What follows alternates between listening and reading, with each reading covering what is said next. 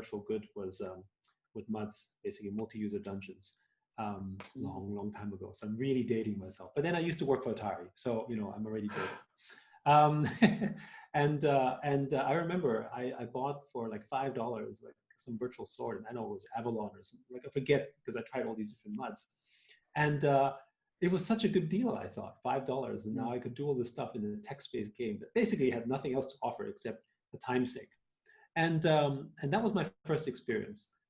But I think the main observation I would make for virtual goods then and now, the evolution, is that virtual goods really existed in the being from the game industry to support a game environment, right? And I think that's sort of made sense because virtual assets were sort of inside the walled garden of games.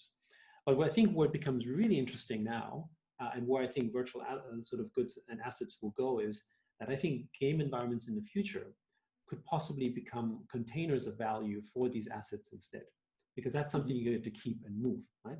And that's a paradigm shift that actually, game companies aren't necessarily comfortable with, and which is really exciting. Now, on the topic of sort of virtual sort of assets and real estate, I mean, we sort of back in the early days of the internet, we used to run and operate a company, again, dating myself, called Mail.com.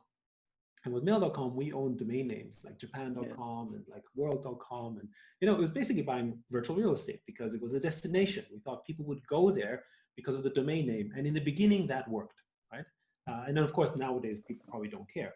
But now you're seeing much more sort of meta versions of this, whether it's projects like our Sandbox, where people are selling virtual land, which then get traded on OpenSea, or whether it's like Decentraland or obviously Second Life. But these are all things that are evolving, and I think it's also generationally changing, because before, buying virtual goods was definitely weird, and a very small number of people used to think that was interesting, but the sort of the realm of science fiction. And today, actually, the other observation I would make for virtual goods is that every person who plays games effectively buys virtual goods. They may not necessarily think of it as they think of it as owning it. They may not necessarily make a distinction that I'm renting it or that I don't really own it. When you buy a skin on Fortnite, you're not thinking, I don't own this, right? So there are rules around it, but you don't think of it like renting a tux for your event, right? It's different. You think you own it. And I think that's a psychology that makes it so much easier to transfer it. And, when sort of Second Life came about, it was very much like, whoa, this is kind of weird, right? And today, I think the audience is much more prepared for those things than they were before, which I think timing was good. So, and that's my 2 cents on this.